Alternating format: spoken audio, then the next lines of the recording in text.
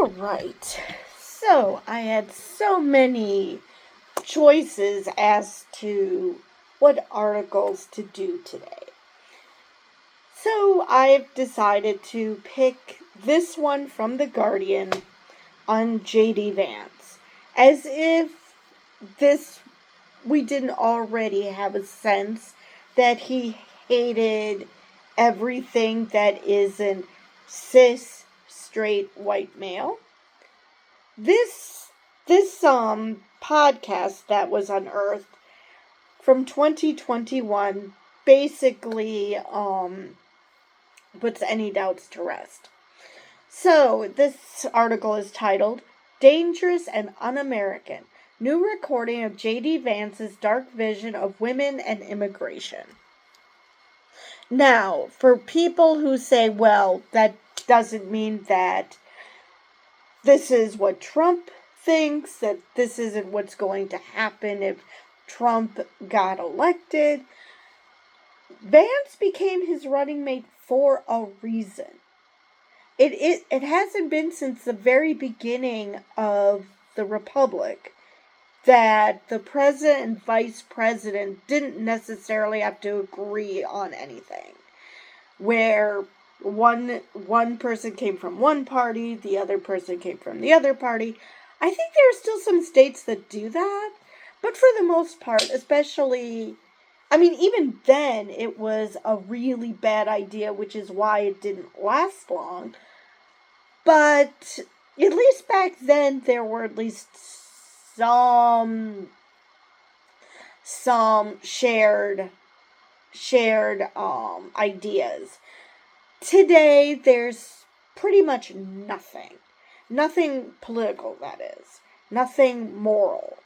So, because, let's face it, a lot of the issues that the Republicans are yowling about deals more with morality than politics. They're just trying to force their morality into politics.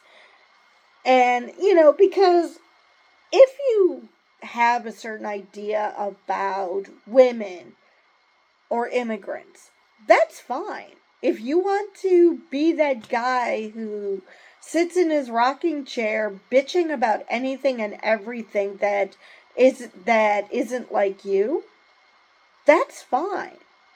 Nobody is saying you cannot do that. What's scary is when you get the power to enact your hatred. That is the problem.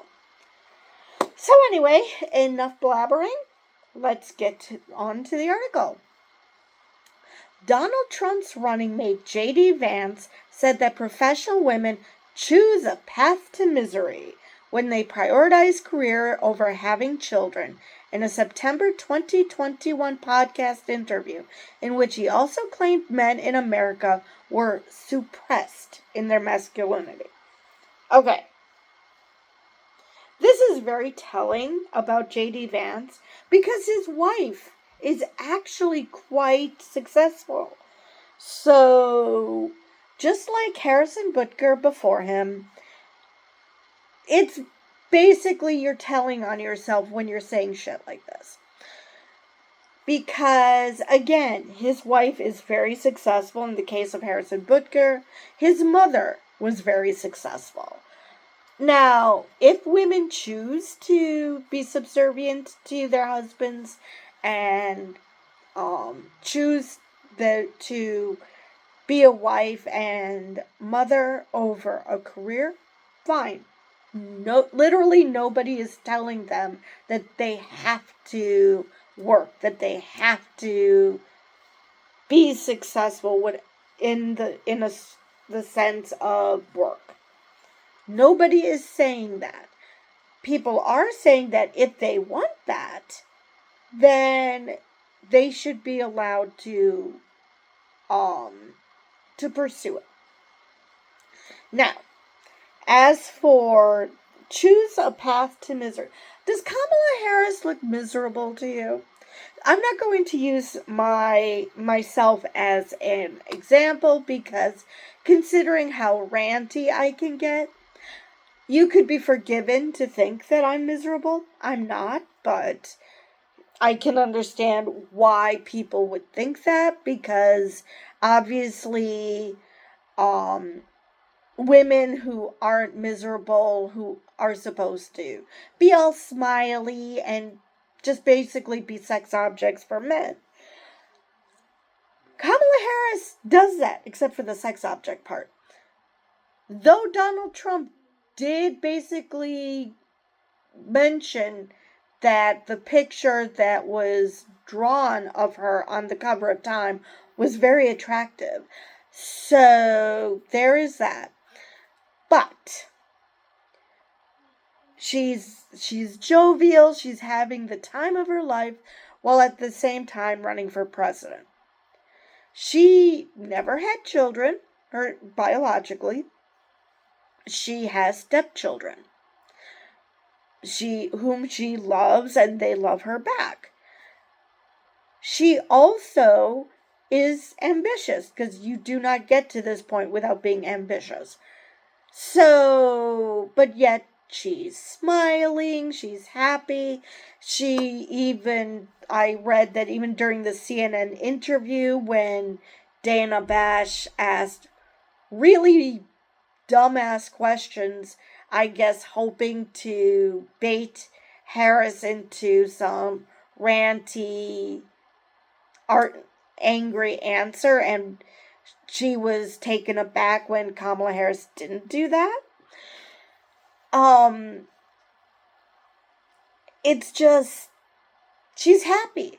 She's having fun. She's not letting Trump bait her into shit. She's not letting the media bait her into anything. She's just having a grand old time. So, I'm sure a lot of people would claim that she's pretending because she couldn't possibly be happy. She's happy. Now, granted, there are people who put on a happy face, but in private are miserable. That is a thing. But that is not for you to decide.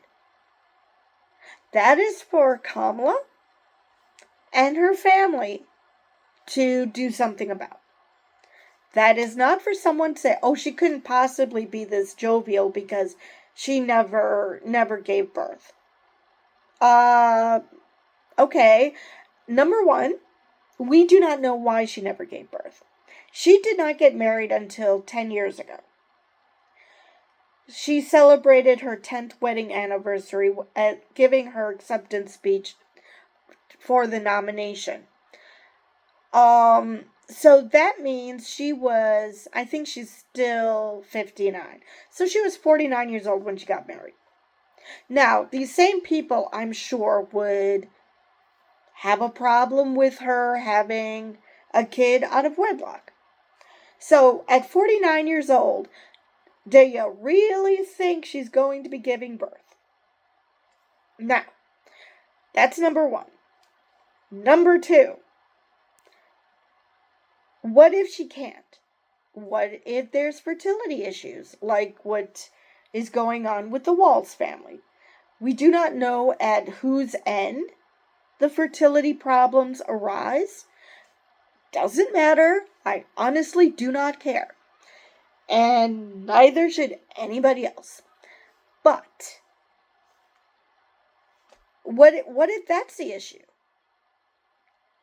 Are you seriously telling me that women with infertility problems should just sit in the dark room and be miserable because they can't bear children? How much do you have to hate women to assume that, women without children must be miserable because they never birthed children?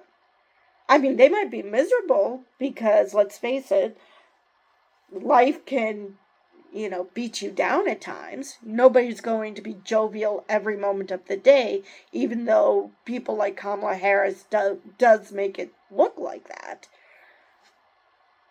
But just because, you know, just because people can be miserable after having kids. There are plenty of parents out there that I wonder, why the hell did you have kids? It's obvious you really hate them. That you absolutely hate being a parent and think it's an absolute chore and an inconvenience. So, what was the point? Those people are miserable. Being able to decide for yourself or to overcome a challenge like infertility doesn't make one miserable. It's how you live your life that makes you miserable. So, obviously, Kamala Harris is not miserable. Miserable people generally do not run for president of the United States. But then again, Donald Trump exists, and I question if J.D. Vance isn't amongst those miserable people. Because then we have Americans, men are suppressed in their masculinity. Does Tim Walz look suppressed to you? This is a man who he hunts. He was part of the National Guard for 24 years. He did what he had to do to provide for his family. In one case, it was in the main case, actually, it was the infertility treatments. Now, did Tim Walz make a mistake about what type of treatment was used? Yes. But people only talk about IVF. So he could be forgiven for not realizing that there are other treatments. He might not have even been aware that this was a thing. So, yeah, not going to go after him. If that's the only thing you have to criticize him for, oh my God, this guy must be perfect. Anyway, there's nothing suppressed about him. What makes him suppressed? The fact that he respects women? The fact that he respects minorities? Whether it be racial, gender, or sexual orientation-wise? Seriously, what is it about him that is suppressing his masculinity? I mean, this is a guy who did a video on a part to the car. I'm not going to go into details because I really don't remember what part he held up and explained how you clean it, how you insert it, blah, blah, blah. This is a manly man. The only difference between him and those mega types who are toxic in their masculinity is that they seem to think that masculinity means being cavemen. And I think I'm insulting Neanderthals by doing that. This idea that they must dominate everyone and everything that in order to be considered a man. The fact that Tim Walz respects people who aren't men and aren't white men, somehow that makes him suppressed? Seriously, where's this idea that masculinity is being suppressed in men? If your idea of masculinity is hurting others, how is that masculinity?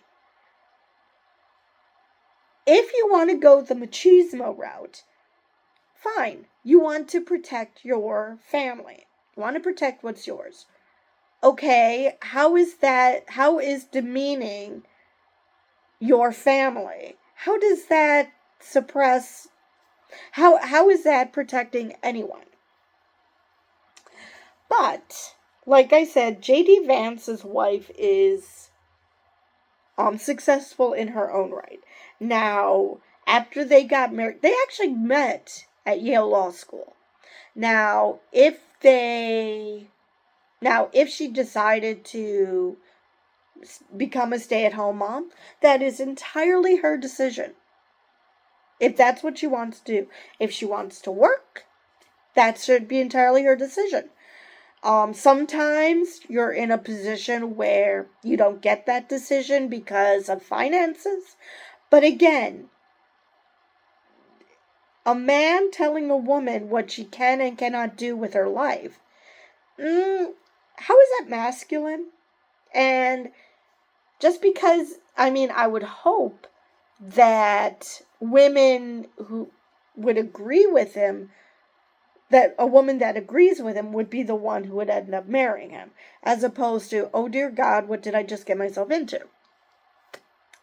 So, we're only one paragraph in, and I already did a practically 16-minute rant. Cool. The Ohio senator and vice presidential candidate said of women like his classmates at Yale Law School, which again includes his wife, that pursuing racial or gender equity is like the value system that gives their life meaning. But they all find that that value system leads to misery. Okay. Now, he talks about racial equity as well. Is he honestly saying that black people are only happy when they were slaves? Because that's the vibe I'm getting here. That black people should be slaves, and God only knows what he thinks about Hispanics and Asians. Because what the hell? Gender equity, I understand what that means. I think it's bullshit, but I still understand what he means there. But outside of blacks, what about the others? They're meant to do menial labor? I honestly do not know what to do with that. And again, he met his wife at Yale Law School.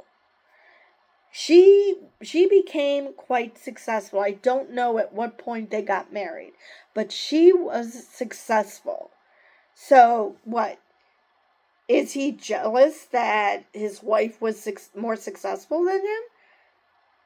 I honestly have no idea how you can marry a successful woman, but then at the same time whine that, oh, she must be miserable because she's successful.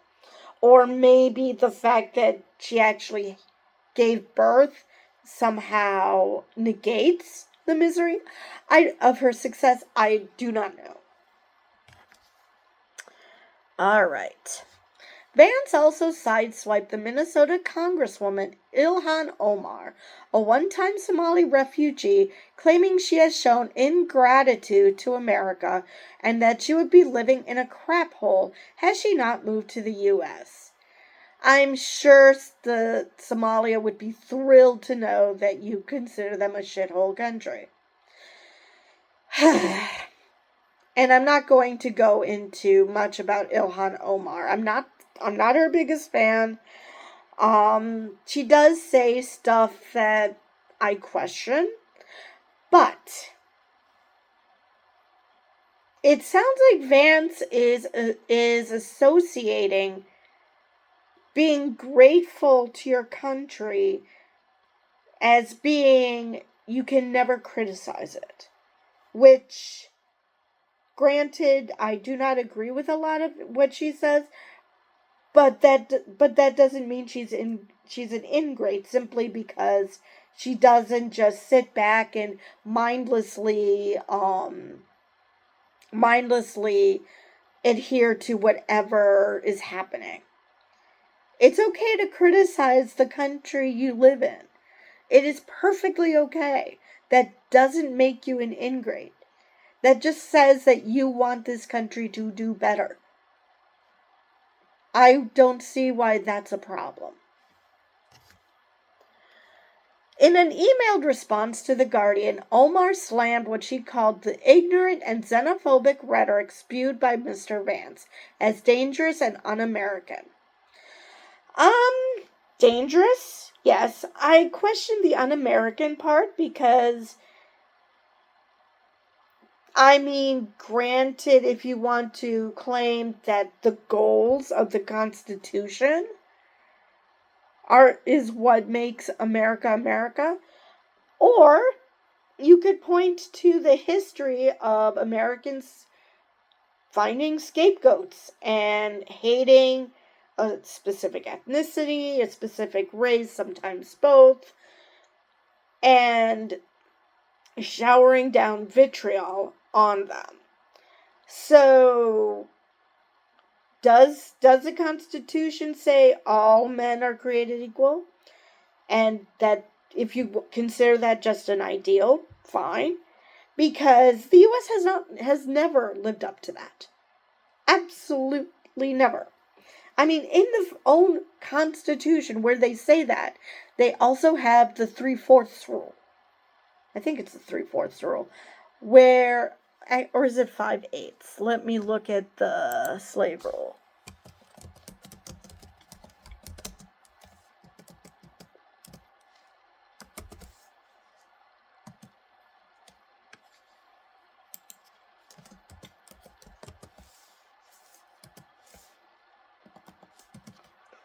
Okay.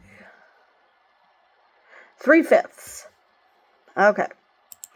That slaves were considered 3/5 of a person. So even in the very own Constitution, which the founding fathers even said, yeah, slavery is bad, but this country isn't ready for that, so we're just going to kick the can down the road. I mean, these were less than perfect people, but they still did amazing things. I can understand why people might be upset with them. They have a right to be, but nobody's perfect. And just because they're founding fathers and they came up with a lot of great ideas doesn't mean that they were perfect, and doesn't mean that you should just, throw them aside because they're not perfect. Because you're never going to find a perfect person. Unless you're one of those who thinks that you somehow are perfect because reasons. But anyway. Let's see. So I question the un-American part. I really do, because that's the history of America, is, being hateful towards others. Should it be? No. No, the Constitution does say that everyone should be accepted. Hell, the Statue of Liberty says that everyone should be accepted. But at the same time, have we ever lived up to that? No. No, we haven't. Ever since he was picked by Trump, Vance has been hit by scandals over his past comments, especially those concerning women and his perception of their role in society. Last week, his campaign was rocked by previous comments blasting a teachers' union president for not having some of her own children. Are you freaking kidding me? His previous characterizations of Democratic leaders as childless cat ladies have also troubled the Trump campaign's efforts to appeal to suburban women. Okay, first off, let's see. Again, whether women choose to have children is none of J.D. Vance's damn business. Again, it could be a fertility issue. It could simply be that they don't want kids. And this assumption that all women are incubators is just really gross and disgusting. Because that's not all what women are. Women are human beings. They are not incubators, and they are not that blow-up doll that you probably have in the closet.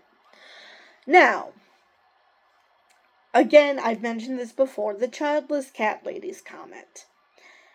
This, I appreciate that this article mentions Democratic leaders, because usually I see comments saying that he's literally just calling women that, when he literally called Pete Buttigieg that.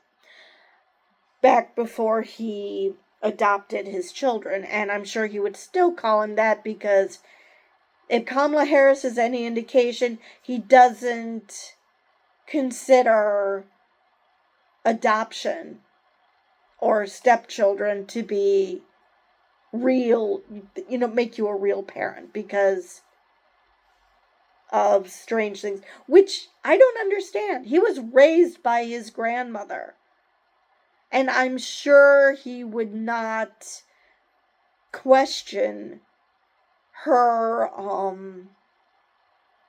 he wouldn't question her as miserable, or that he would question her duties as a grandmother. Actually, he's even said that that's the point of postmenopausal women, is to help take care of the grandchildren. I mean, it's just, he's taken his life. He's seen what was going on with his sister, seen what happened with his mother, and he's taken the bad bits and has decided that this is the way family should be. And he's taken the good bits and held it up and said, this is how everyone should act. And the bad bits, let's fix that. This is what should have happened to prevent all the bad things that happen in my life. People are different. And, yeah, I just don't know what else to say about that.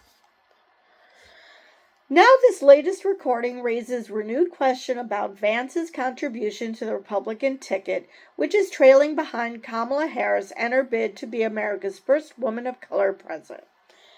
Now, I question, at the time, J.D. Vance sounded, like Trump's twin. And he used to be anti-Trump, but then he got MAGA brain rot. So now he's a full enthusiastic supporter of MAGA and of Trump. Now, the initial reasoning was that, we don't have to actually try hard. We have this in the bag because the Democrats think Biden is old and they hate him because of Gaza, so this will be easy. So let's just, do this.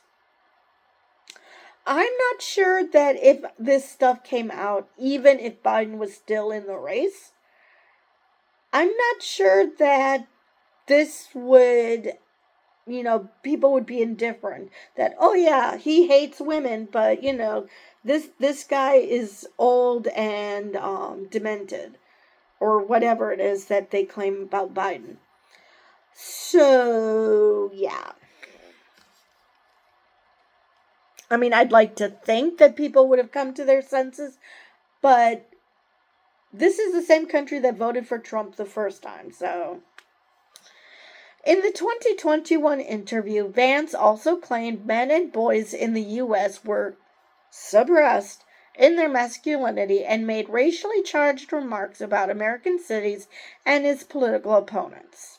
Oh, I'm sure he did.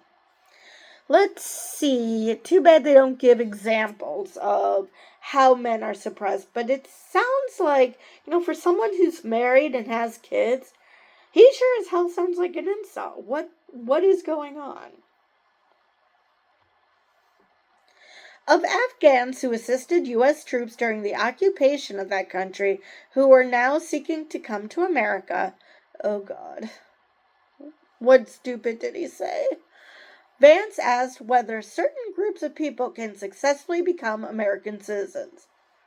Are you kidding me? They literally gave up everything to help the Americans, and you question whether they can become American citizens? Oh my God, this reminds me of when the Hmong first came to this country after basically losing everything to help the Americans in the war in Vietnam. It was the same damn shit. All right, where was I? And said those hostile to Minneapolis' Somali American community don't like people getting hatcheted in the streets in their own community. What? I'm not going to even try to make sense of that. Are they claiming that... Are they claiming that those who are hostile because Somali Americans hatchet people in the street? I'm sorry, what? Ugh. No wonder he hates Ilhan Omar. It's not for anything she said. It's just the fact that she happens to be Somali. Oh, that makes so much sense. I don't have to think anymore. Just like J.D. Vance doesn't. At the same time, Vance claimed that the left uses racism as a cudgel. Really?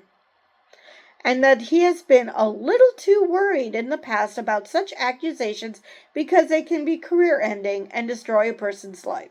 Okay. This actually sounds similar to men who are put on trial for rape. The same thing. Let's worry about the guy who does the bad thing, ruining their lives, rather than the victims whose lives you ruined. I mean, are you kidding me? Yes, there are people who have been accused of racism who aren't. I have been accused of racism. So I know that there are people who are innocent but are accused of being racist. But J.D. Vance's fear is real because J.D. Vance is racist. He's proven that. Questioning whether people who aren't white can actually truly become American citizens. How is that not racist? Seriously. And no, unfortunately, it doesn't become career ending because you still exist. You are running for vice president. Now, hopefully, your career will end when we vote Kamala Harris and Tim Walz. But, like I said, I question a lot of people in this country as to what they think their actual goals are. And using racism as a cudgel, dude, just because we call out someone for being racist does not make it a cudgel. It just means that you should, stop being racist. Are there people who don't know the difference between a non-racist who occasionally says racist things and when you point it out to them learns and doesn't make the same mistake again?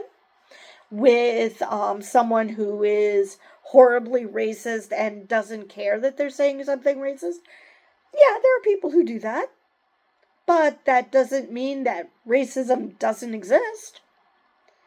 He seems to be saying that you should, let people be racist because, otherwise you could ruin their lives.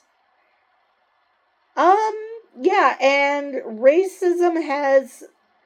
Do you know what lynchings are by any chance? Because, yeah, racism led to that. Racism led to lynchings of innocent people simply because of the color of their skin. So, don't give me this shit that, poor innocent me, I'm being attacked for being racist when your side is the one who's literally killing people. Anyway, Sophia Bjork-James, an assistant professor at Vanderbilt University who has written extensively on topics including U.S. evangelicals and populist politics, said Vance represents new articulation of right-wing politics that is bridging the Christian right and a tech-influenced hyper-masculine conservatism. He appeals to evangelicals with the message that we find happiness by fulfilling traditional gender roles, which is a cornerstone of white evangelical Christianity. Again, if you're comfortable with enacting, if you yourself feel comfortable fulfilling a traditional gender role, fine. Nobody's saying you can't. When you tell other people that's how they should live their lives, that becomes problematic. He also speaks to a misogynistic trend emerging out of the tech world among people who would prefer not to talk about any kind of diversity at all.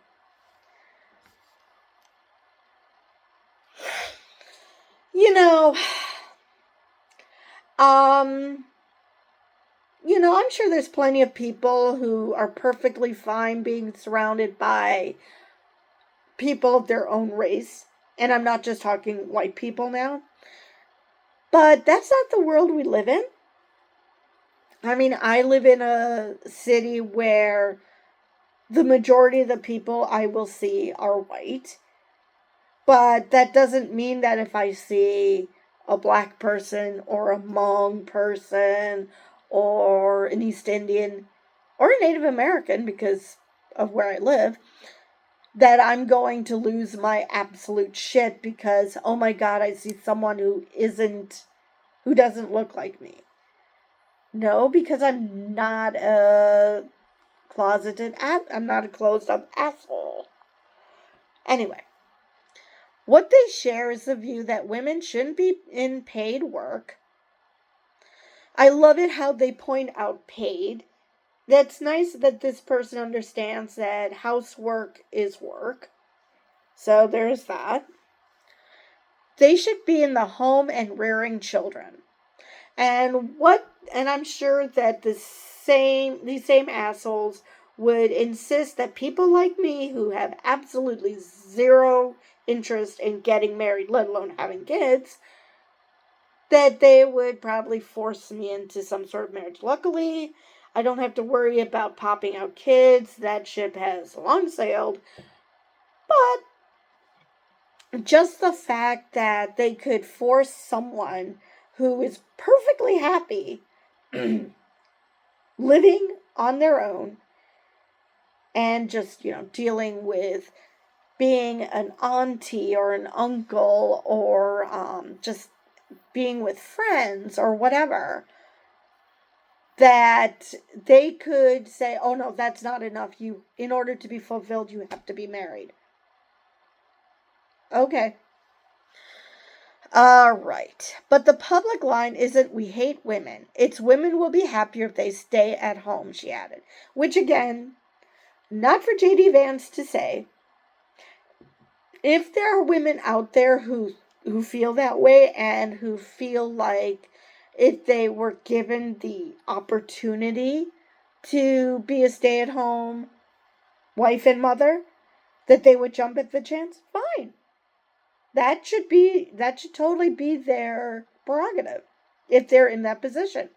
Just as I think that men who their wives are super successful and if they can afford it should be allowed to be stay-at-home dads, I think that that's perfectly fine too.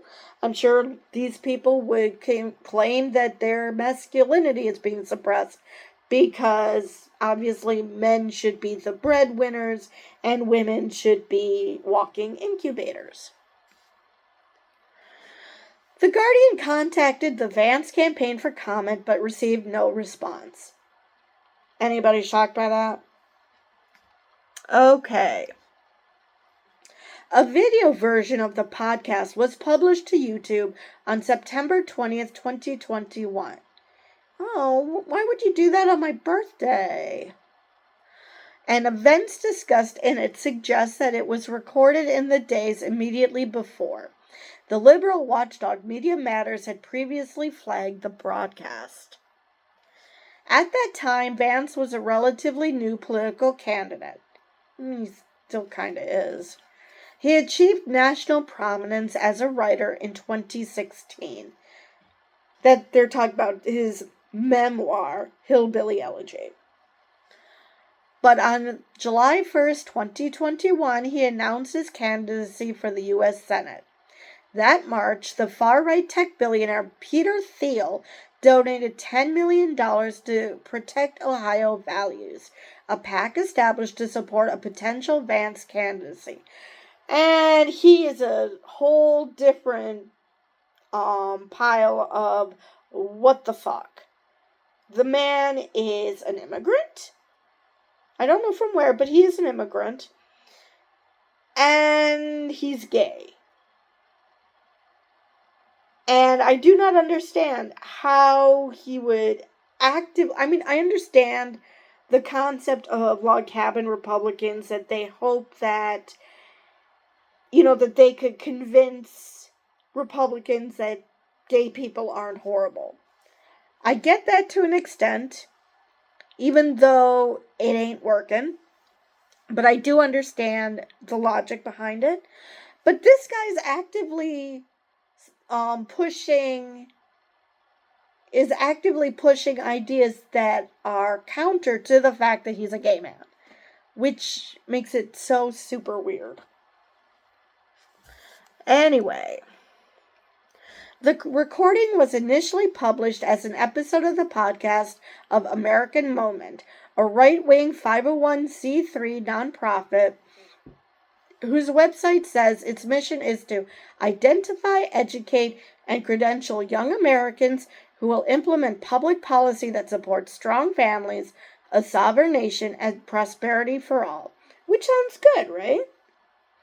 At the time of the recording, Vance sat on the nonprofit's advisory board. He's now listed under Board Member Emeritus on the organization's website.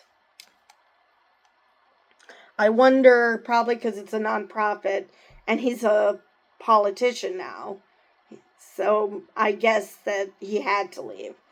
At least I hope that's the reason. Vance's hosts were American Moment's president and founder, Saurabh Sharma, and its COO, Nick Solheim. Introducing the discussion, Solheim speculated that Vance may end up with some angry texts after this one. It was a very spicy episode. Okay, so Saurabh Sharma. Yeah, that sounds like another person who hates their existence or hates their parents, depending on whether they're first generation or the children of immigrants.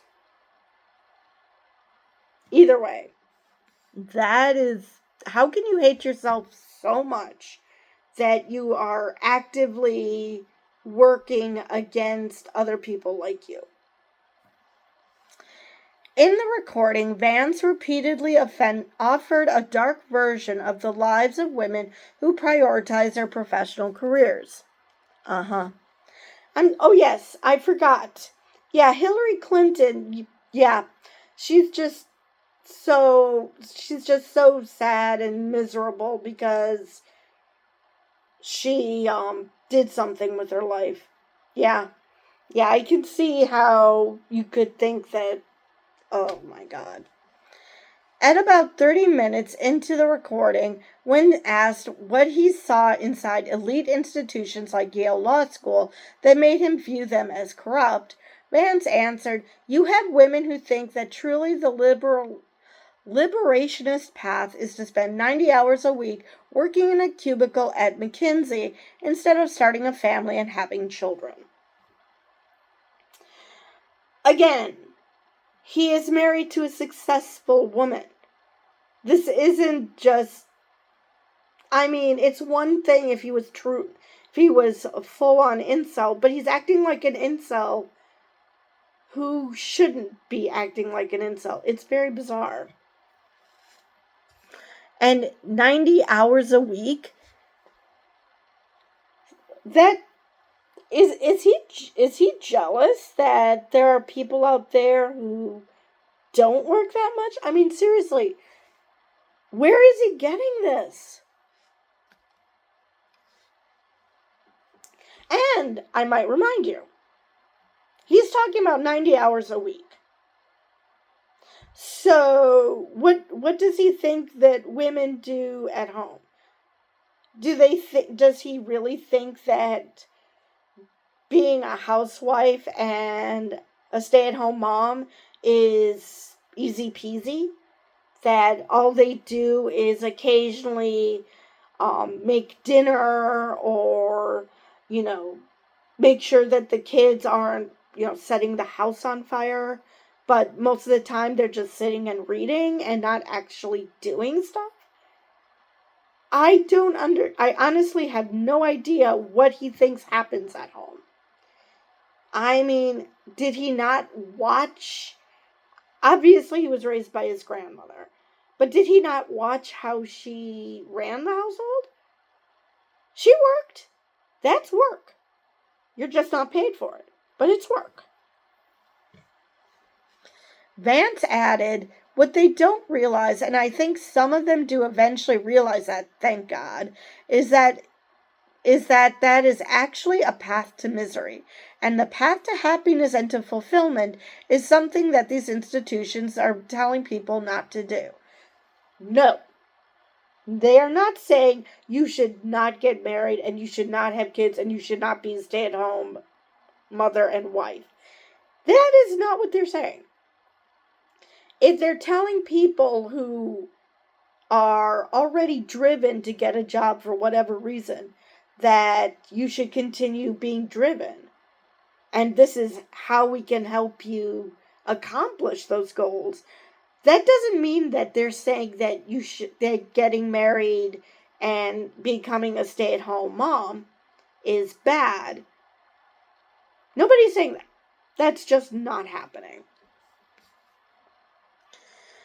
So, and again, like I've mentioned before, great that a woman gets married, has kids. If the husband's financial situation isn't to the point where she can stay at home, what are you going to do? Now, he did say, not in this podcast, but recently, that he wants to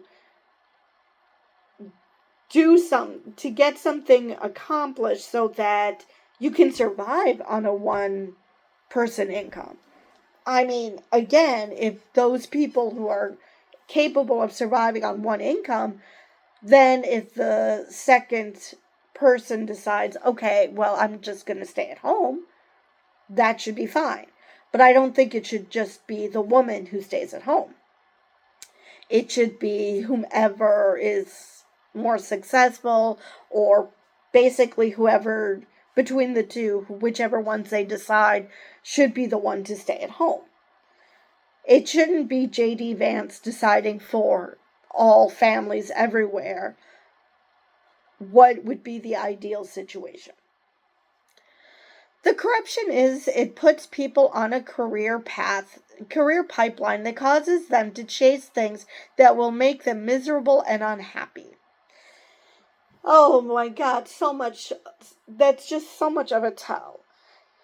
Basically, J.D. Vance is saying, I'm miserable as a lawyer. Law school made me miserable, and I'm still miserable trying to be a lawyer. Because, seriously, where is he getting this? Is he saying that his wife was miserable in her job as she was successful at it? I mean, it's possible that she was successful but at the same time miserable. That's possible. I really don't know enough about the situation to say anything. But to imply that that's the case for all women? No. And so they get in positions of power, and then they project that misery and happiness on the rest of society. Okay, you do know those are two opposite emotions. So either somebody fucked up with that quote, or he pivoted mid-sentence. I'm not sure what happened there. Let me see. The Democratic Party right now is really energized, really hopeful, really joyous, because that's what Kamala Harris is projecting. J.D. Vance seems to think that she should be miserable. Which, why? Why should she be miserable? I mean, just because she happens to be married to a successful entertainment lawyer and she is a mom to his 2 kids who call her Mamala, and she gets on swimmingly with his ex-wife. I honestly, where is the misery here? And how is she projecting it onto society? Again, I have seen plenty of married people, or at least women with children, not necessarily married, who are miserable. And I say not necessarily because I'm thinking of this one situation where a woman picks up her kid, grabs his hand, and because it was just a very little kid, instead of going down so she could, walk him out, he was actually hanging.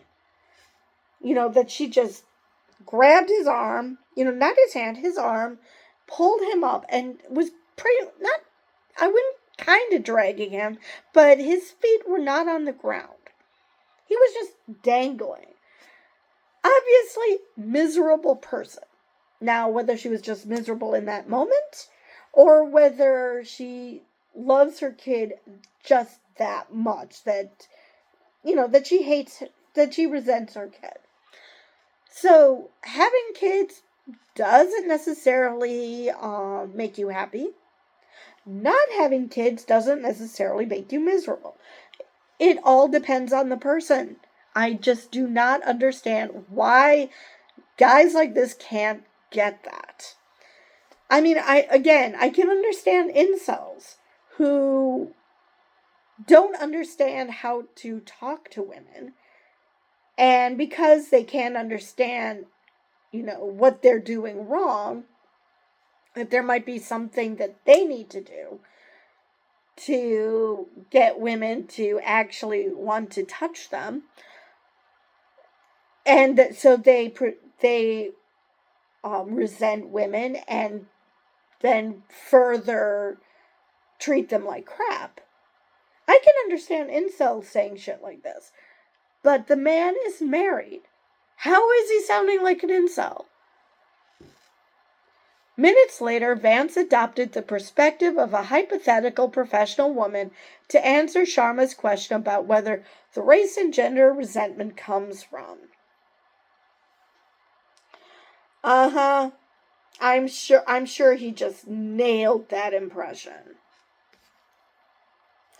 Okay, clearly this value set has made me a miserable person who can't have kids because I already passed the biological period when it was possible, Vance began. Well, I'm thrilled to know he understands the concept of menopause. That's awesome. At least he understands something about women. Cool. Granted, more recently he also said that postmenopausal women are their whole reason for being is to help take care of the grandkids, but all right. And I live in a 1,200 square foot apartment in New York, and I pay $5,000 a month for it. Okay, none of that has to do with being single. That has to do with New York sucking. Okay, and number one, adoption is a thing.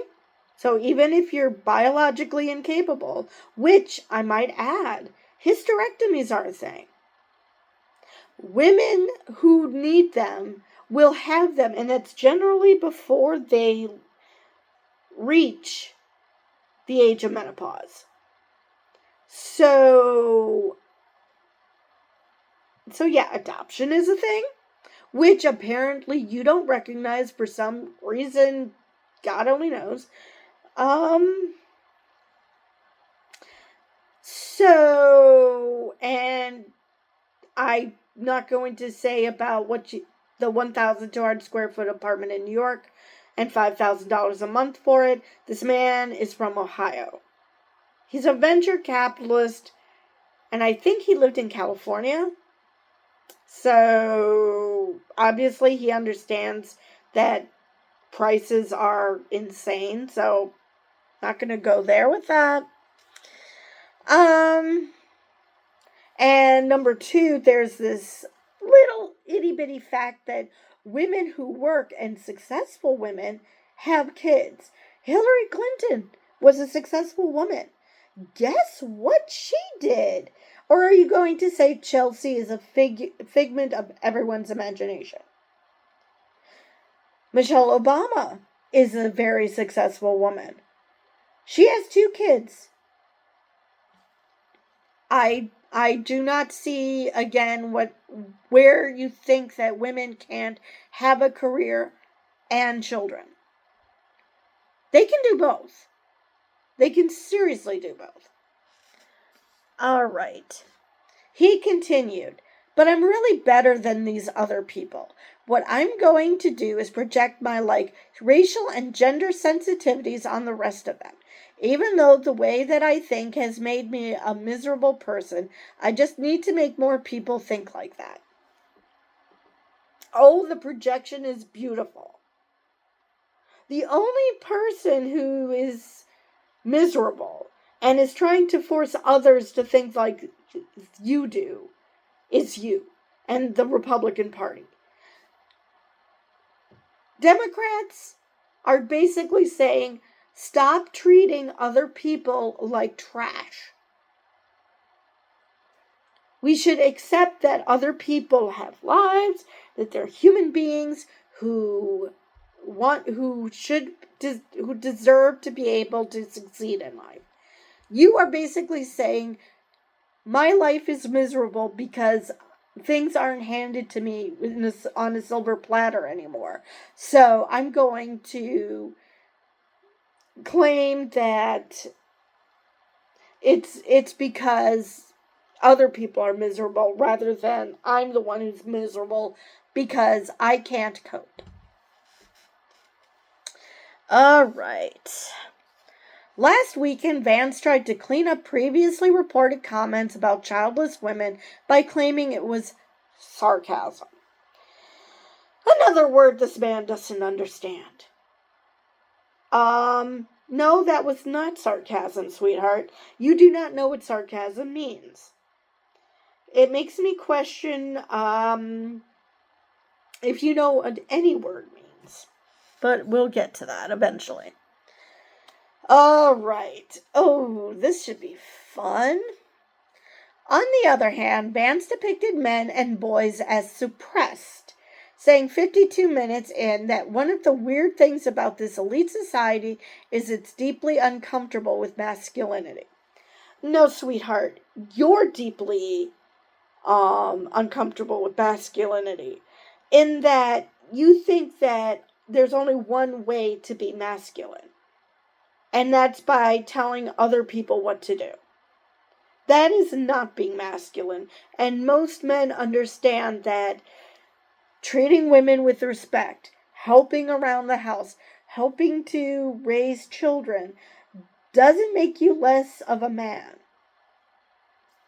It just means that you respect your partner. I do not understand why you are buying into this toxic masculinity of men don't feel emotions, which for someone who's only supposed to, well, I guess men are allowed to feel anger, which is an emotion. So maybe that's the only emotion he has, frustration and anger. So yeah, I guess he's following what he thinks a man should be. Warming to the theme, Vance said, this is one weird thing that conservatives don't talk about enough. We don't talk enough about the fact that traditional masculine traits are now actively suppressed from childhood all the way through adulthood. Really? And what traits would that be exactly? I hope this article gets into this, because I'm really curious. Assessing his young son's habit of fighting imaginary monsters, Vance said, there's something deeply cultural and biological, spiritual about this desire to defend his home and his family. What makes you think that other boys don't do that? I mean, okay. Children have imaginary friends. They fight imaginary monsters. I remember my nephews, they would fight the lava monster. Yes, they would take the game the floor is lava and turn it into it becoming a monster that they have to snuff out. So, yeah. But yet, if you talk to them, they're not Republicans. They don't subscribe to this toxic masculinity. I'm not sure where he gets this idea that that's only something that boys do.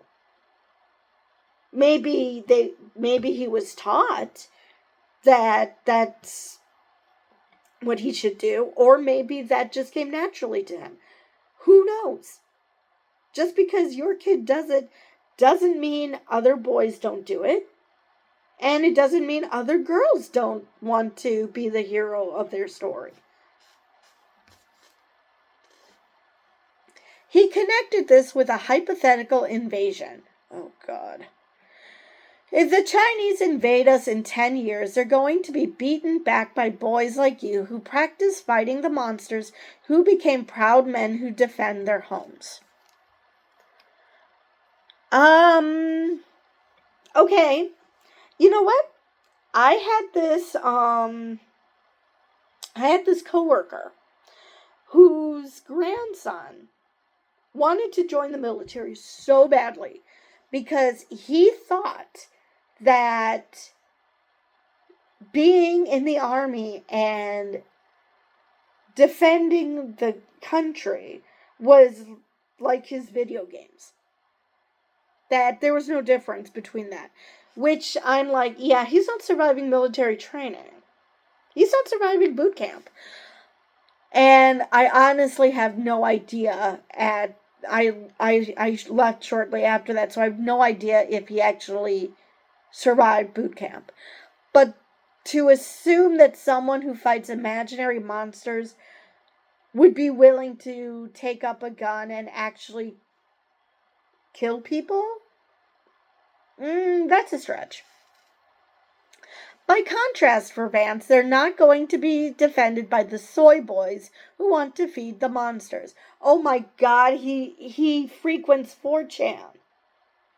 Of course, he sounds like an incel, yet he's not. Of course he frequents 4chan. I should have known. Seriously, soy boys? And what's this want to feed the monsters? What monsters? The only monsters I see being fed are the ones you're creating. Or attempting to create. You should hang out with Andrew Tate. Oh, wait. He's on his way to jail. Sort of like your boss. Only for different reasons. Wait. Are they, though? Anyway. Soy boy is a term originating on the alt-right, which is used to impugn the masculinity of its targets. Yeah, I didn't think that needed to be explained, but okay. And what the hell is wrong with soy? I mean, I can't have that much of it because I'm hypothyroid, but that has nothing to do with soy. Looming over the conversation was the withdrawal of U.S. forces from Afghanistan, which has been completed on the orders of Joe Biden on August 31st, just weeks before the recording was published. Which, I might add, this idea was initially hammered out by Trump. oh my God, was with the itch, was hammered out by Trump. So, yeah, Biden was just, finishing up what Trump started. These events led to the trio of discussions of immigration and asylum, in which Vance expressed doubts about the suitability of Afghan and Somali people for immigration to the U.S., even those who had assisted the U.S. military overseas. I wonder what those could possibly have in common.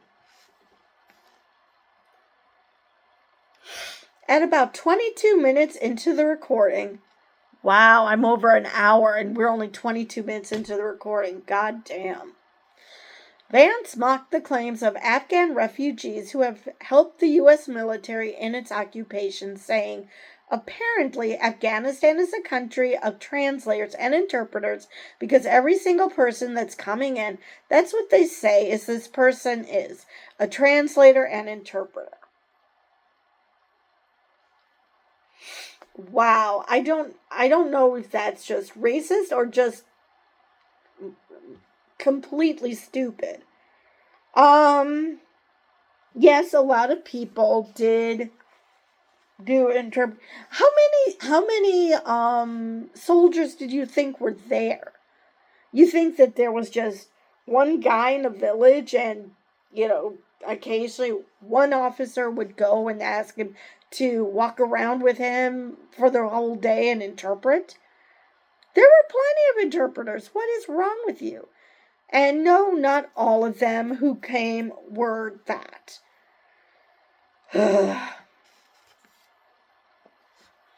He attributed the idea that the U.S. should grant asylum to those who helped U.S. forces to the fraudulence of our elites, saying, you talk to people who served in Afghanistan, and one of the things they will tell you is, yeah, a lot of the translators and interpreters who helped us were great guys.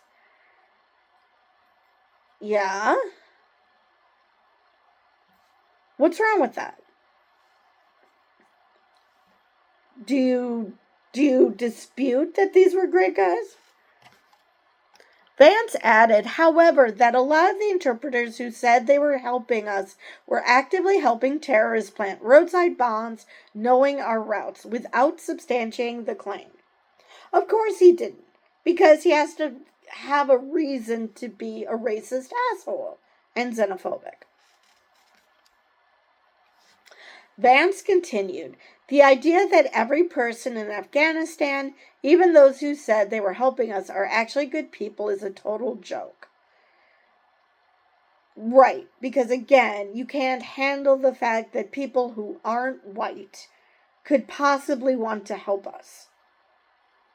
I mean, it's not like living under the Taliban is this picnic, especially for women. Oh, wait. That's it. He has a two-pronged approach. On the one hand, he's racist, xenophobic, but on the other hand, he admires the Taliban. Now everything makes sense.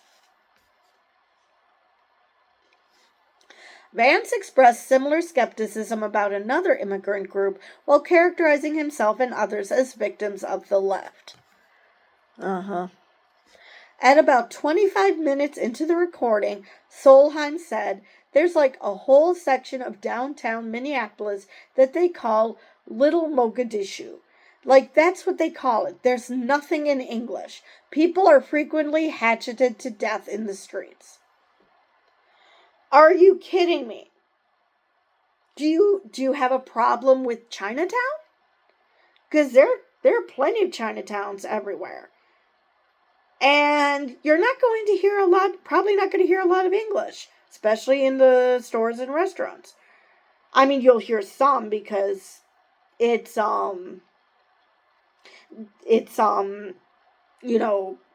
also a tourist attraction.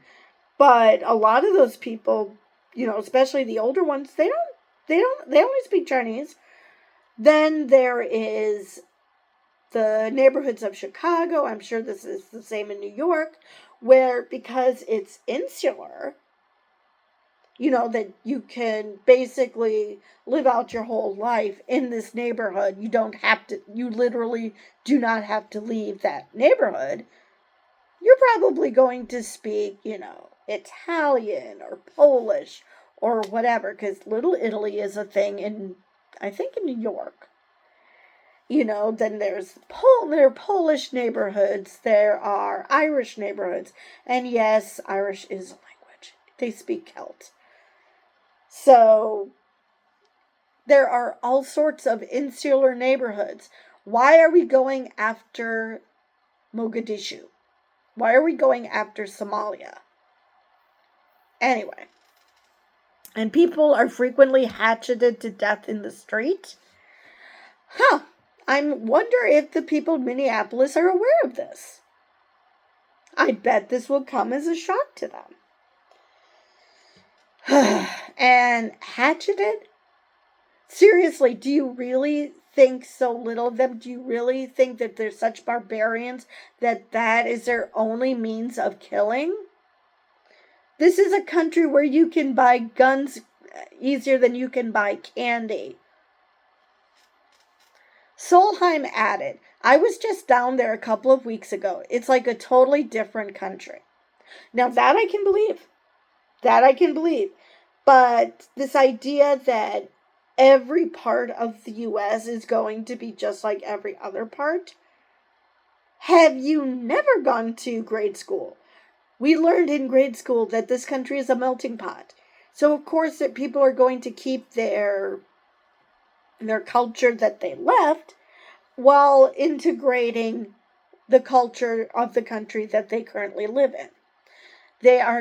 I just don't understand why these people, how insulated do you have to be? I was very insulated before I went away to school. And my first stop was Stevens Point, and that was the first time I somehow managed to meet a Hmong person. Considering how many Hmong live in Wausau, I'm very, very surprised that was a thing. And there was no problem. Treated him like a human being, treated me like a human being. I did graduate school in Milwaukee. Same thing. Treat them like human beings, treated me like a human being. I failed to see, okay, so some people do things differently than you do. My parents are originally from Slovakia, so I know I do things differently than other people in this country do, simply because of that. The food I eat is different. There's a lot of things that I'm sure I do that's different.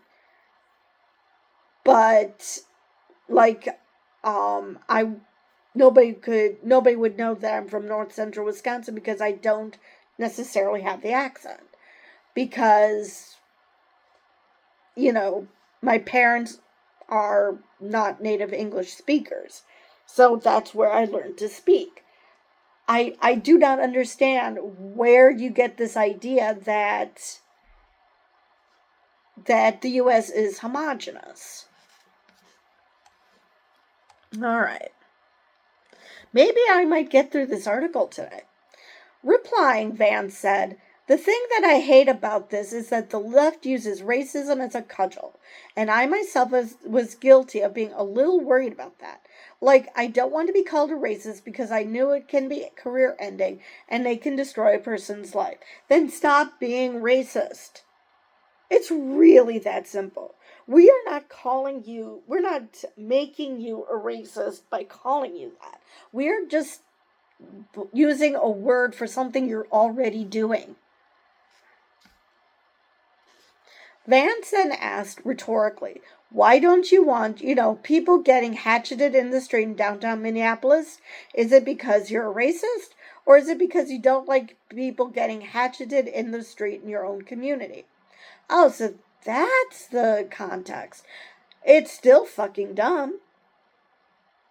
You're not going against the Somali community because they're hatcheting people in the street and because you're not racist. You're going after them because you're racist. Because you're making shit up about what's happening in Minneapolis.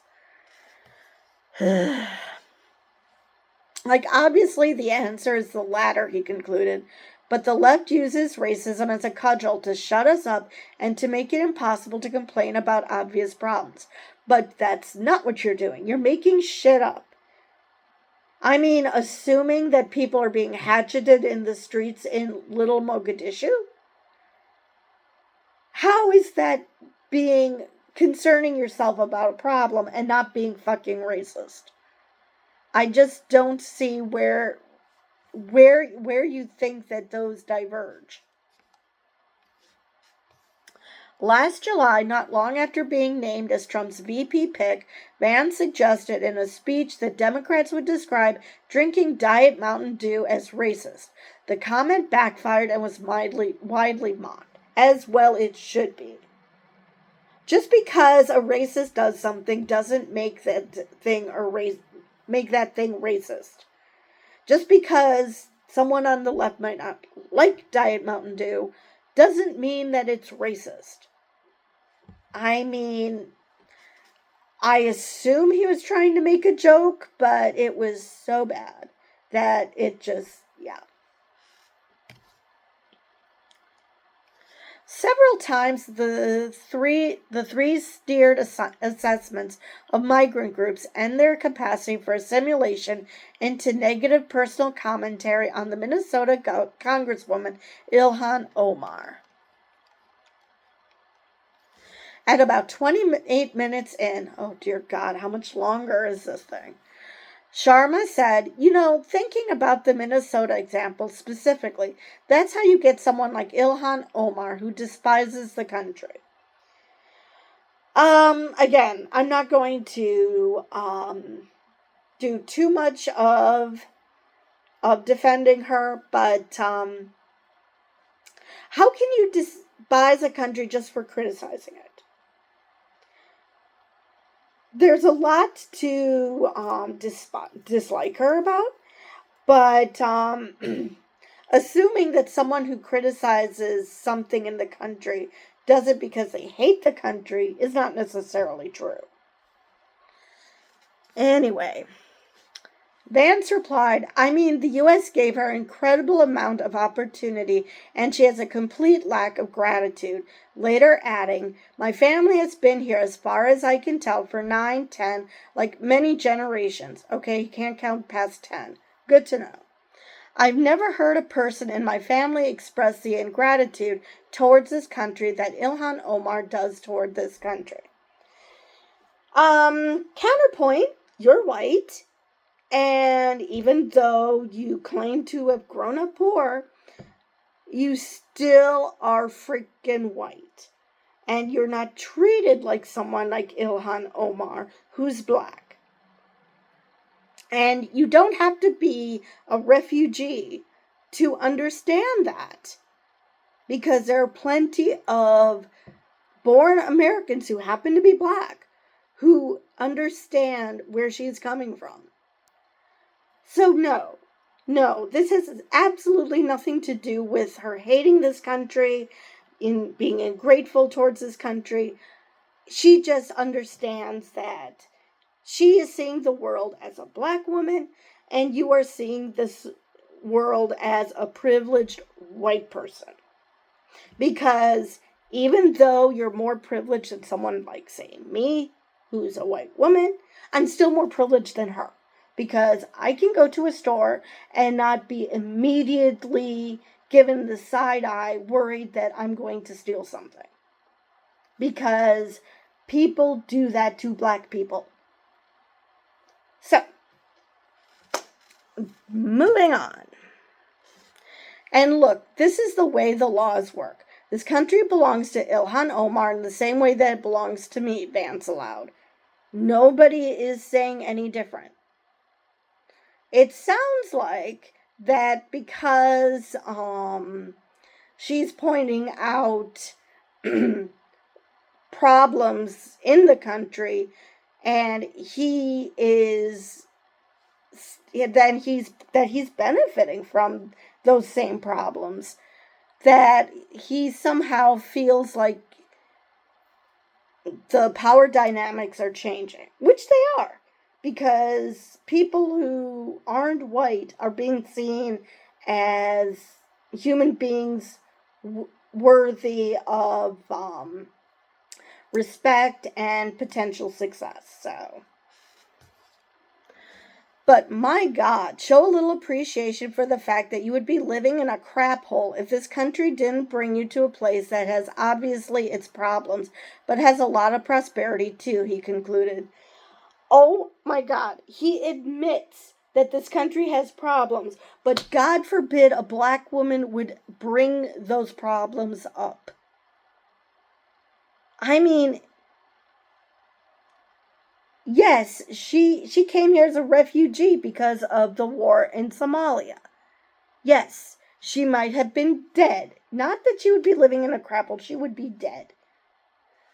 That is entirely true. But you cannot say that there are problems in this country and then criticize the same person for pointing out that there are problems in this country.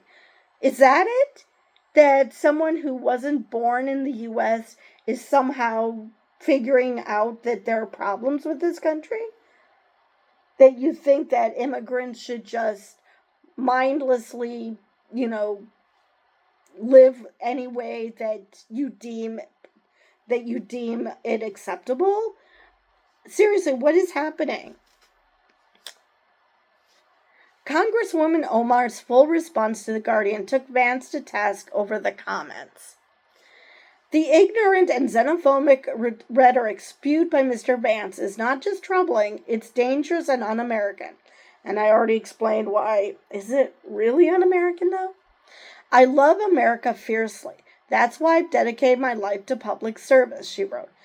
Because, again, no people aren't going to put themselves in the position she did if she absolutely abhorred this country. I mean, seriously.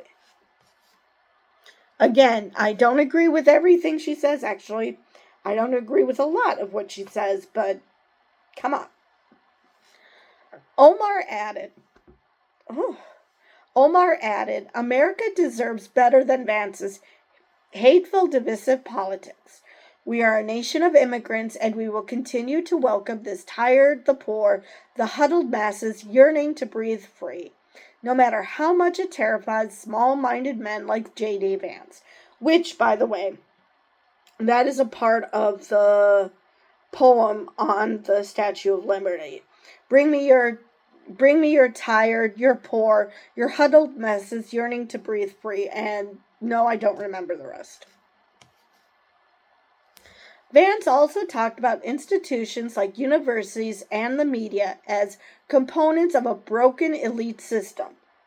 Dude, you're a venture capitalist. What the fuck do you think you are? You're an elite. And portrayed their inhabitants as enemies whom conservatives would need to reckon with. Oh, good. So just more of Trump's, the press is the enemy of the people. Where have I heard that from? That sounds so familiar. Oh, yeah, the Nazis. I know that it's Poe's law to bring up Hitler, but in this case, what can I say? It's literally true. There is no way for a conservative to accomplish our vision of society unless we're willing to strike at the heart of the beast. That's the universities. Well, he's not wrong there. Because conservatism relies on people being scared of things and people that aren't like them. And it relies on not learning about the outside world, whether it be just outside your little town or outside the country. And people who generally go to college learn about the wider world and realize that their views of the other, whatever that happens to be, is not what they were taught. So, in their little small town. So, he's not wrong. He's completely right that universities do that. the question is whether that's a bad thing. And if your party is the party of xenophobia and racism and being afraid of things that go bump in the night because NRA, then, and that's not popular, then that's not the problem of society. That's the problem with your way of thinking. Because if people can go to universities and learn that there's a wider world and that things aren't as black and white as they were taught in their little small town, that's a good thing. Because that way people can actually have dialogue with other people like adults as opposed to get the shotgun.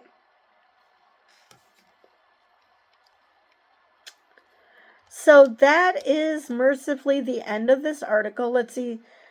And I just have to thank the person who wrote this article. Let's see if they attribute this to someone. Where's my cursor? No, it doesn't say who wrote this article. The only name I saw was the editor. But to whomever went through the trouble of listening to that recording so they could give us a blow by blow of the bullshit that came out of his mouth, I applaud you, and I hope that your brain cells are still in your head and that they haven't all committed suicide upon listening to him. And I hope that you had a stiff drink after that. Because, yeah, you definitely deserve to unwind, whether it's with a stiff drink, a cookie, whatever your indulgence is.